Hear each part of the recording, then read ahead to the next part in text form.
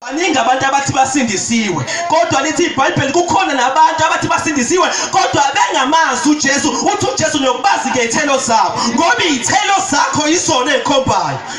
Yizona ezikhombayo. Ngingasho ukuthi ngisindisiwe ngize ngishumele ngize ngibe igama ngize ngihlabelele kodwa izithelo zami yizona ezikhombayo ukuthi ngiyamazi uJesu. Hallelujah. Izithelo zakho ezikhomba ukuthi uyamazi uJesu.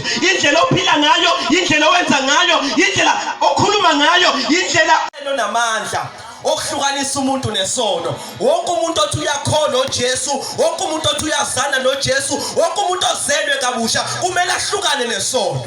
Awukwazi ukuzalwa kabusha uphinde uhambe esonweni.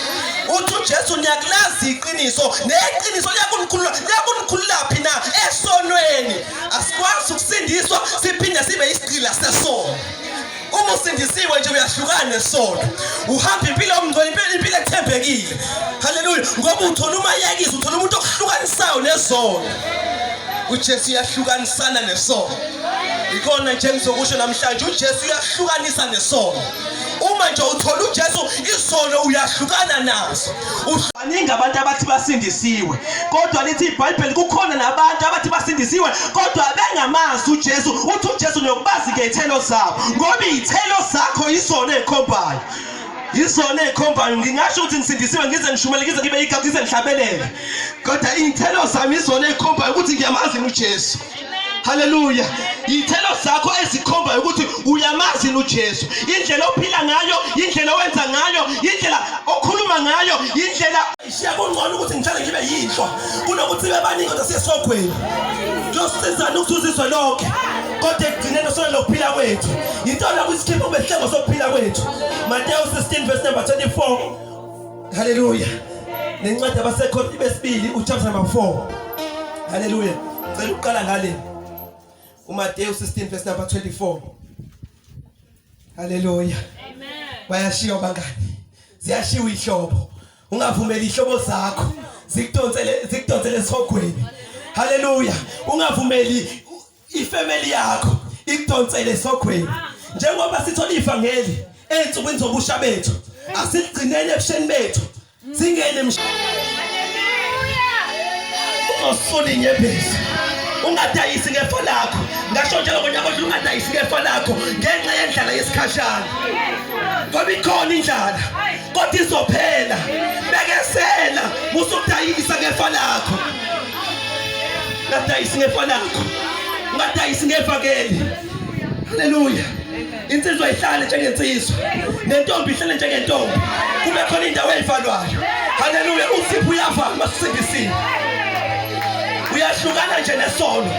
Uphila ucingo ungasoleki phambi kwabantu, ungasoleki phambi kaNkulunkulu. Beka mina ngashiya. Hallelujah.